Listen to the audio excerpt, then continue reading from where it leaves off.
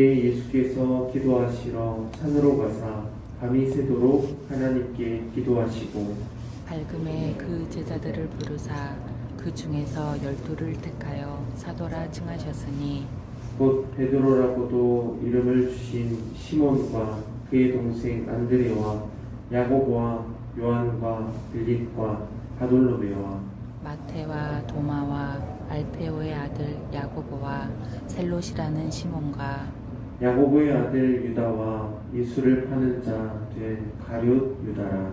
예수께서 그들과 함께 내려오사 평지에 서시니 그 제자의 많은 무리와 예수의 말씀도 듣고 병고침을 받으려고 유대 사방과 예루살렘과 두로와 시돈의 해안으로부터 온 많은 백성도 있더라. 더러운 귀신에게 고난받는 자들도 고침을 받은지라. 온 무리가 예수를 만지려고 힘쓰니 이는 능력이 예수께로부터 나와서 모든 사람을 낫게 함이로라. 예수께서 눈을 들어 제자들을 보시고 이르시되 너희 가난한 자는 복이 있나니 하나님의 나라가 너희 것이미요. 지금 줄인 자는 복이 있나니 너희가 배부름을 얻을 것이미요. 지금 우는 자는 복이 있나니 너희가 웃을 것이미요. 인자로 말미암아 사람들이 너희를 미워하며 멀리하고 욕하고 너희 이름을 악하다 하여 버릴 때에는 너희에게 복이 있도다. 그날에 기뻐하고 뛰놀라. 하늘에서 너희 상이 금이라. 그들의 조상들이 선지자들에게 이와 같이 하였느니라. 그러나 화 있을진저 너희 부요한 자여 너희는 너희 위로를 이미 받았도다. 화 있을진저 너희 지금 배부른 자여 너희는 주리리로다. 화 있을진저 너희 지금 웃는 자여 너희가 애통하며 울리로다. 함께 봅니다. 모든 사람이 너희를 칭찬하면 화가 있도다. 그들의 조상들이 거짓 선지자들에게 이와 같이 하였느니라. 아멘. 오늘 본문 말씀은 예수님께서 밤새 기도하시고 12 제자를 사도로 부르시는 내용을 기록하고 있습니다. 예수님은 12 제자를 세우시는 것에 앞서 간절히 기도하셨습니다. 그리고 12명의 제자를 부르셨고 제자들을 향해 말씀을 전하셨습니다. 먼저 12절 말씀을 보겠습니다. 12절 말씀, 본문 12절 말씀 함께 읽습니다. 이때에 예수께서 기도하시러 산으로 가사 밤이 새도록 하나님께 기도하시고. 아멘. 예수님은 기도하신 장소, 시간을 특별히 누가복음에서 기록하고 있습니다. 예수님이 기도하신 장소는 산이었습니다. 그리고 예수님이 기도하신 시간은 밤부터 새벽까지였습니다. 밤새 기도하셨다는 것입니다. 누가복음은 특별히 예수님께서 12사도를 세우시기 전에 간절히 기도하셨음을 말씀하고 있습니다. 누군가를 택하여 세운다는 것은 정말 중요한 일입니다. 그리고 신중의 신중을 기해하는 중대한 일이기도 합니다. 예수님은 그렇게 중요한 일, 사람을 세우는 일, 택하신 일, 사도로 부르는 일을 위해서 간절히 기도하신 후 날이 밝자 제자들을 부르시고 사도라 칭하셨습니다. 이처럼 사람을 세우시는 일, 12사도를 임명하신 예수님은 사람을 세우실 때 이력서를 받거나 사람들에게 정보를 얻거나 외인들에게 추천을 받지 않으셨습니다. 다만 날이 새도록 간절히 기도하셨다라고 본문은 기록합니다. 예수님은 이처럼 사람을 세우는 일에 간절히 기도하시고 12명의 사도를 세우신 것입니다. 우리는 여기서 예수님을 닮아 살아가는 것은 간절히 기도하고 또 기도해야 한다는 것을 우리가 알 수 있습니다. 무엇인가를 선택하기에 앞서 간절히 기도할 뿐 아니라 특별히 사람을 세우는 일, 제자를 삼는 일, 그 일을 위해서도 간절히 기도해야 된다는 것입니다. 열심히 가르치고 전도하고 늘 함께 동행한다고 해서 주님의 제자들, 하나님의 사람들이 세워지지 않습니다. 밤을 세워 기도하는 끈기 있는 기도가 있어야 하나님 나라를 세우는 그러한 제자들, 하나님의 사람들이 세워진다라는 것입니다. 예수님의 기도는 우리 믿는 성도들에게 있어 기도의 모델이 되어 주십니다. 늘 사역과 중차대한 일에 앞서 기도하는 삶은 자신의 뜻을 내려놓고 하나님의 뜻을 구하며 하나님께 맡기는 전적인 자기 부인과 하나님만 의지하는 믿음이 필요하기 때문입니다. 그렇게 예수님은 자신을 부인하고 하나님만 의지하는 사역을 위해서 늘 깨어 기도하셨습니다.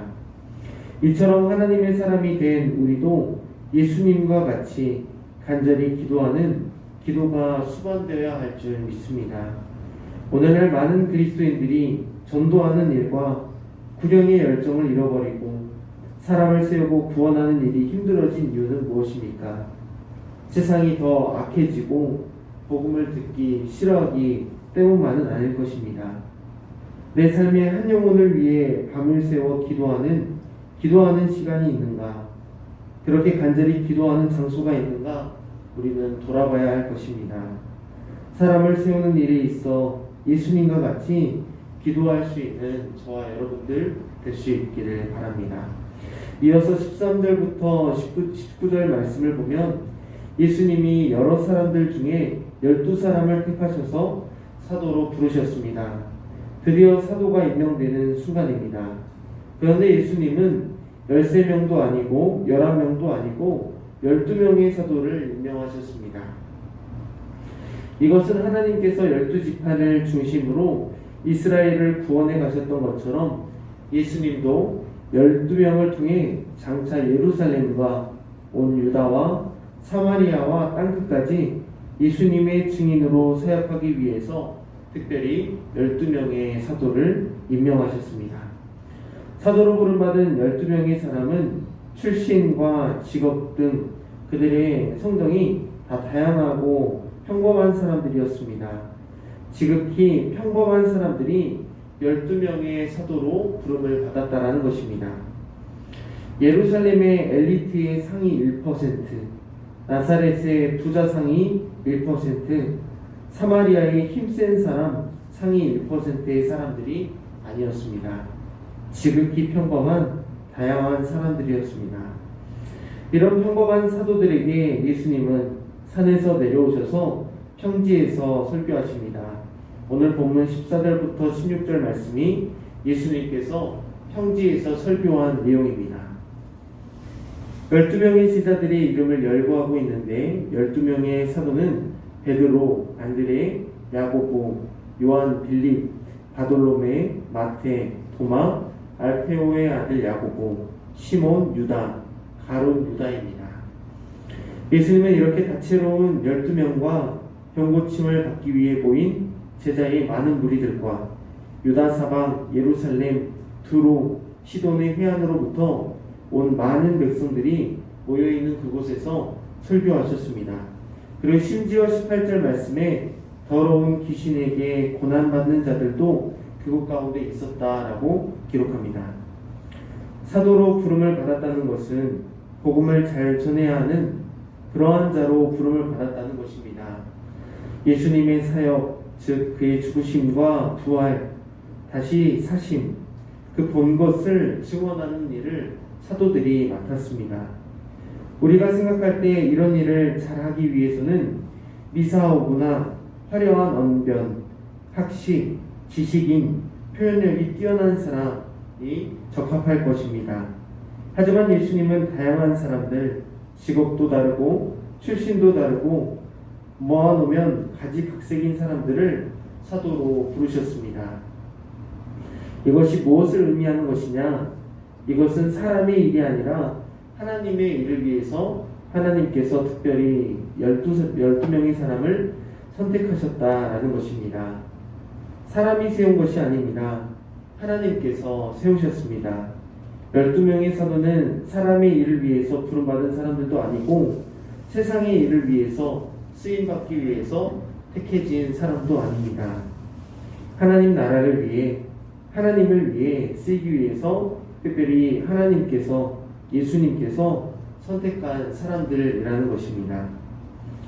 우리의 상식선에서 도무지 이해가 되지 않지만 이것이 하나님이 사람을 세우는 특별한 방법이었습니다. 예수님의 12사도를 택하심을 볼 때 차별이 없음을 알 수 있습니다. 우리는 본문 말씀을 통해서 사람을 차별 없이 대하는 것이 하나님 나라를 세우는 일에 가장 중요하다는 사실을 깨닫게 됩니다. 차별하기 시작하면 사람을 세우는 일은 할 수가 없고 이루어질 수도 없습니다. 그러므로 성도는 사람을 세우기 위해, 교회는 사람을 세우기 위해 예수님처럼 가난한 자, 약한 자, 눈먼 자, 저는 자, 심지어 귀신 들린 자들까지도 품을 수 있어야 합니다. 그러므로 이어서 20절부터 26절 말씀에 보면 예수님께서 복과 화해에 대한 말씀을 설교하는 내용을 담고 있는데, 예수님은 제자들에게 일반적인 삶의 행복에 대한 개념과 전혀 다른 진리의 말씀으로 이 믿는 자의 행복에 대해서 말씀합니다. 세상은 부자가 되고 소유가 많아야 행복할 것이라고, 그것이 복이라고 말합니다. 하지만 예수님은 가진 것 없고 우는 자, 굶주린 자들이 도리어 복되다라고 말씀하셨습니다. 일반적으로 사람들이 생각하는 복과는 거리가 먼 것인데도 불구하고 그것이 복이라고 말씀하신 것입니다. 가진 것이 많은 사람들은 자신의 삶을 주님께 맡기지 않습니다. 도리어 자신의 재산, 소유를 의지하기 때문에 예수님을 의지하지 않는다라는 것입니다. 반면 가난한 자, 먹지 못하는 자들이 복되다고 말씀하신 이유는 이것으로 인해, 자신이 가난함으로 인해, 먹지 못함으로 인해, 필요가 많이 필요함으로 인해 주님 앞에 나와 자신의 삶을 온전히 맡기는 이 모든 것이 재료가 되기 때문일 것입니다. 예수님께 모여든 많은 사람들 또한 자신의 삶을 스스로 돌볼 수 없어서 예수님을 의지해서라도 다시금 온전해지고자 간절히 갈망했던 필요가 필요한 사람들이었습니다.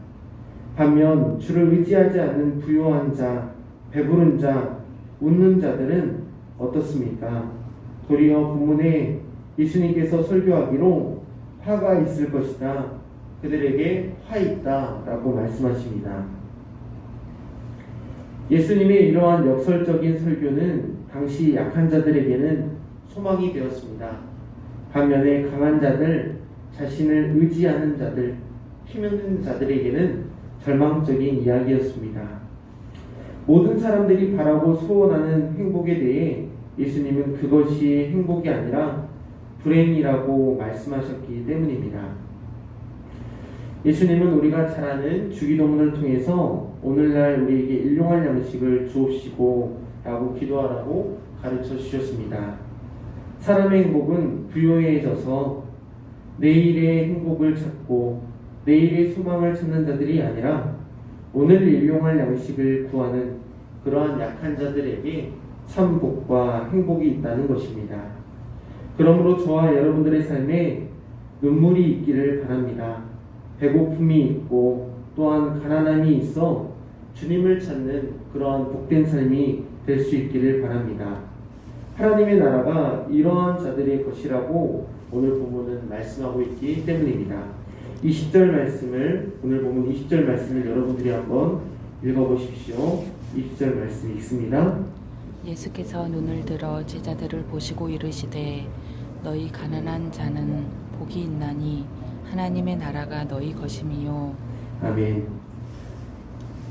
하나님 나라는 이렇게 예수님을 구하고 찾고 의지하는 사람들에게 주시는 하나님의 보상이라 말씀하십니다. 바라기는 광주영광교회 저를 포함한 우리 모든 성도님들은 하나님만 사랑하시고 하나님이 찾으시는 그 한 사람 위에, 그 한 영혼 위에 차별 없이, 그리고 밤을 새워 기도하는 그러한 기도의 열정으로 하나님 나라와 사람을 세우는 일에 들여질 수 있기를 간절히 소망합니다. 기도하겠습니다. 하나님 아버지, 오늘 말씀을 통해서 12제자를 사도로 세우신 것을 살펴보게 하심을 감사합니다. 택한 이유도 택한 백성의 모습도 이해하지 못할 때가 많습니다. 하지만 예수님과 같이 기도하고 사람을 차별 없이 대하며 이 땅 아닌 하나님의 나라의 행복한 자로 살기를 원합니다.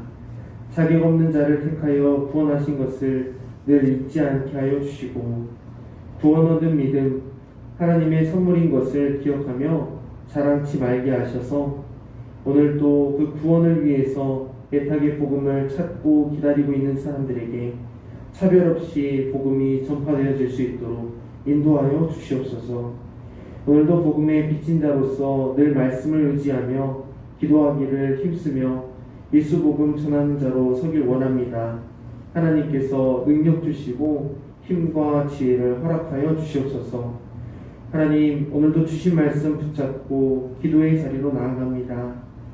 하나님, 간절히 기도하는 기도 제목마다 하나님께서 응답하여 주시고 하나님께 들려진 귀에 응하는 그 기도 그 한마디 한마디가 귀에 들린 대로 응답되어질 수 있도록 인도하여 주시옵소서.